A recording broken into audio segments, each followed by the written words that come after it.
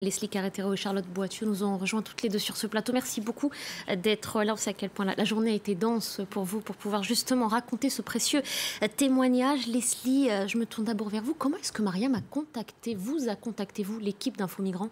On a reçu un message le 13 février sur la boîte Facebook d'Info Migrants nous disant s'il vous plaît, j'ai besoin d'aide, je suis en Libye. On a vu tout de suite que c'était une fille et la manière dont c'était écrit avec beaucoup d'émoticônes, on a supposé qu'elle était assez jeune.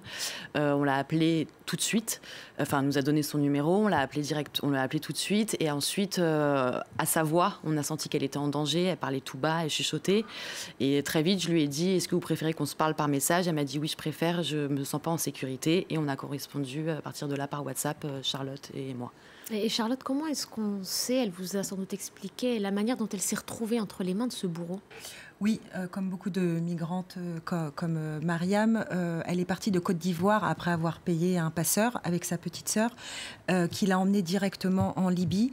Et en Libye, elle s'est retrouvée sur ce qu'on appelle tristement les marchés aux esclaves. Elle a été vendue dans un marché aux esclaves qu'on appelle aussi ghetto. C'est le vocabulaire utilisé par les migrants. Elle a été emmenée dans un ghetto à Tripoli, et c'est là que son passeur l'a vendu, en fait, le Libyen qui l'a séquestré pendant plusieurs mois, l'a acheté sur un marché à Tripoli. Et le cas de Mariam, en fait, illustre bien le parcours d'autres jeunes filles et d'autres personnes qui tentent de rallier l'Europe, malheureusement. C'est quelque chose de récurrent auquel vous êtes confrontés. Oui, en effet, on a aussi choisi de raconter cette histoire parce qu'en fait, ça parle de beaucoup de femmes. Beaucoup de femmes sont concernées par cette situation.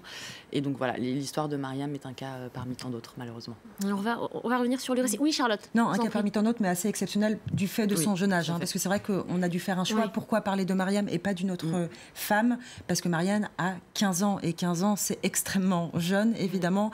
Enfermée, séquestrée, violée, battue avec sa petite sœur de 6 ans.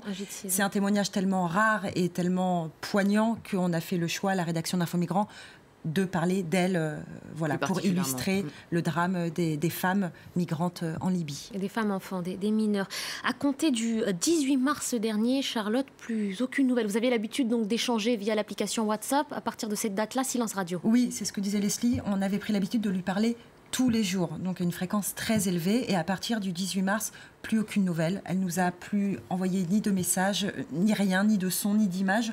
Donc on a élaboré les pires scénarios. Avec Leslie, évidemment, on s'est demandé si son propriétaire avait découvert son téléphone portable, s'il l'avait revendu, s'il l'avait tué aussi, ou si elle avait réussi à monter sur un canot et si elle était morte noyée en Méditerranée. Donc pendant 4 mois, on a quand même été assez perturbés par cette non-réponse. 4 mois de silence. 4 mois de silence. Et puis, tout d'un coup, sans prévenir, le 6 juillet, elle a repris contact avec nous sur Facebook. Et c'est là où on a compris ce qui s'était passé. Le 18 mars, le jour de son dernier message, elle a décidé de s'enfuir. Elle a décidé de prendre sa petite sœur avec elle, de s'enfuir. Mais dans la panique, dans la peur que ce Libyen la retrouve, elle a tout laissé dans la maison de son propriétaire, elle a laissé ses affaires et surtout, elle a laissé son téléphone portable. Donc, on n'a plus de nouvelles d'elle et on a appris, grâce aux conversations qui ont repris le 6 juillet, qu'elle s'est échappée, qu'elle avait rencontré un autre Libyen qui lui était venu en aide et qui l'avait aidée à traverser la Méditerranée, à la mettre sur un canot et à l'arrivée aujourd'hui en Europe. Et elle est donc dans un lieu sûr que vous garderez secret, on imagine, pour des raisons de sécurité. Elle vous a aussi livré un peu plus dans le détail le récit de cette fuite, justement? Oui, comme disait Charlotte, elle avait trouvé une clé, en fait, chez ce monsieur. En fouillant dans les placards, elle avait trouvé la clé, elle l'avait testée et elle avait remarqué que c'était la clé de la maison. Elle nous avait dit qu'elle n'osait pas l'utiliser, elle avait peur parce que le monsieur, comme elle l'appelle, il avait menacé de la tuer et de la retrouver si elle essayait de s'enfuir avec sa petite sœur. Et en fait, finalement, je pense désespérée, elle a pris cette clé, elle est partie. Il faut dire aussi qu'il y avait une autre fille dans cet appartement qui était aussi violée et séquestrée par ce monsieur. Elle ne se parlait pas. Ce jour-là, elle lui a dit « Je pars, est-ce que tu veux me suivre ?» Et la fille lui a dit « J'ai trop peur, je reste là. » Donc voilà, après Charlotte a raconté l'histoire, elle a pris un canot, elle arrive en Europe et elle est aujourd'hui en sécurité.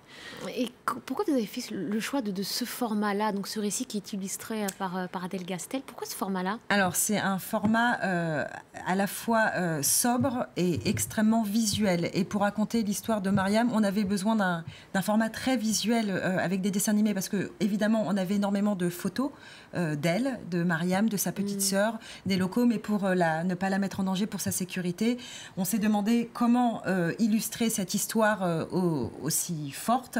Et c'est là où on a fait appel à Adèle Gastel, qui nous a proposé de le mettre en animation, en image animée. Donc, le portrait de Mariam que nous avons fait n'est pas du tout ressemblant de la vraie Mariam que nous connaissons, mais la maison, les décors, tout ressemble à ce qu'elle nous a envoyé, à ce qu'elle nous a décrit. Voilà, c'était pour à la fois la protéger et être au plus proche de la réalité. Et juste pour ajouter la voix qui raconte, Mariam, donc, c'est vraiment tous les messages qu'elle nous a envoyés. Il n'y a rien qui a été trafiqué ou monté ou romancé. Voilà, c'est vraiment les messages qu'elle nous a envoyés. Ouais.